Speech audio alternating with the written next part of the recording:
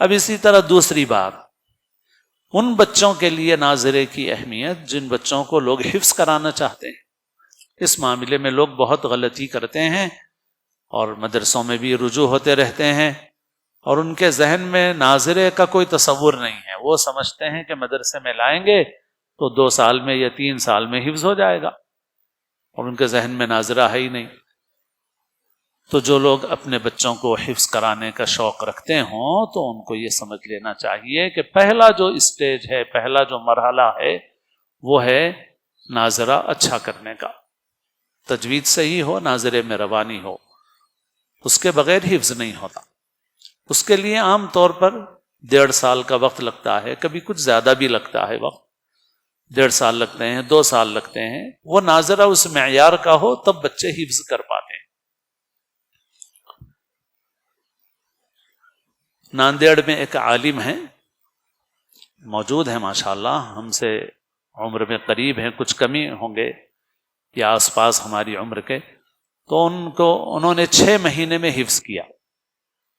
دگلور میں ایک مدرسہ تھا مہاراشٹرا میں، وہاں پہ 6 مہینے میں حفظ اس طرح سے ہوا ان کا کہ ان کے استاد نے ان کو ناظرے کے 60 دور کرائے تھے، 60، 50 کے بعد والا 60 دور ناظرے کے بہت اچھی طریقے سے کرائے تھے ان کو۔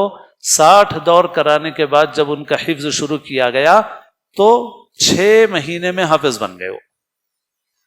اور ابھی 2 سال پہلے بانسواڑہ کا ایک مدرسہ ہے جس کا ہم لوگوں سے تعلیمی اعتبار سے تعلق ہے، تو اس مدرسے میں 5 بچیوں نے حفظ کیا، اور ان 5 بچیوں نے 5 مہینے میں حفظ کیا، اور جلسے میں شریک ہوا تھا میں بھی۔ تو اتنی جلدی کیسے حفظ کیا ان بچیوں نے؟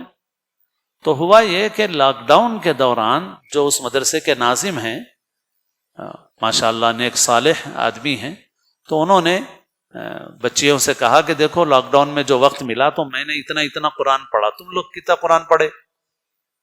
الحمدللہ میرے تو اتنے دور ہوئے، اتنے قرآن شریف ہوئے۔ تو بچیوں کو بھی شوق ہوا استاد کو دیکھ کر کے، اور بچیوں نے یہ طے کیا کہ اب ہم بھی زیادہ سے زیادہ قرآن پڑھیں گے۔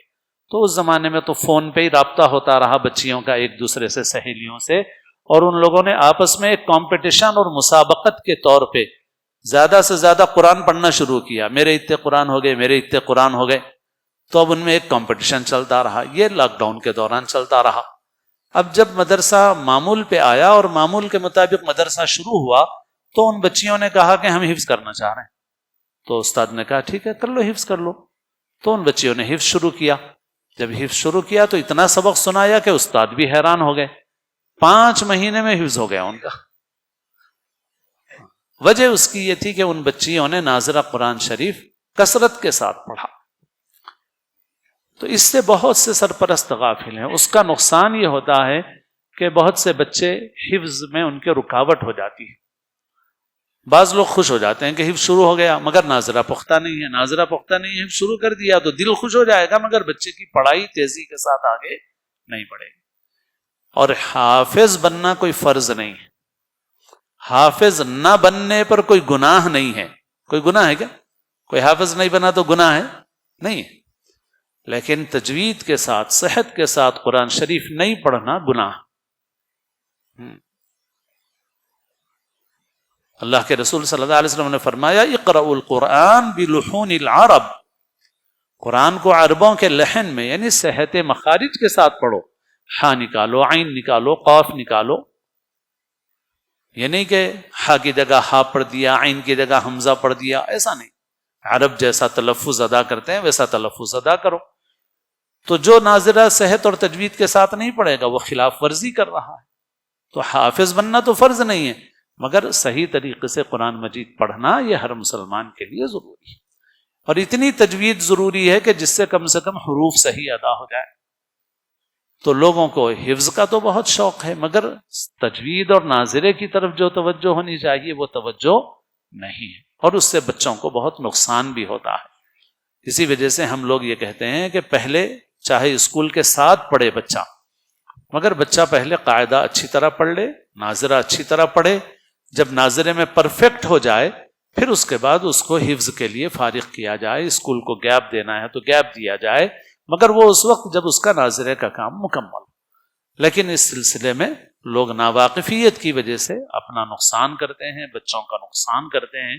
بہرحال یہ ایک بات جو بچوں کے متعلق بھی تھی وہ عرض کر دی، اور اصل مقصود تو وہ بات ہے جو میں نے پہلے عرض کی ہے کہ ہر مسلمان کو اپنا قرآن مجید سے تعلق بڑھانا چاہیے، اور بڑی عمر کے لوگ بھی کسی کے پاس جا کر سیکھ سکتے ہیں تو ان کو سیکھنا چاہیے، اپنی تجوید اچھی بنانا چاہیے، ناظرہ اچھا بنانا چاہیے، تاکہ تیزی کے ساتھ قرآن پڑھنا آئے، اور قرآن مجید کی تلاوت کا کثرت سے اہتمام کرنا چاہیے، اور اپنے تمام بچوں کو، چاہے وہ اسکول کی لائن میں ہو، کسی لائن میں ہو، ان تمام بچوں کو اس اعتبار سے پختہ بنا دینا چاہیے.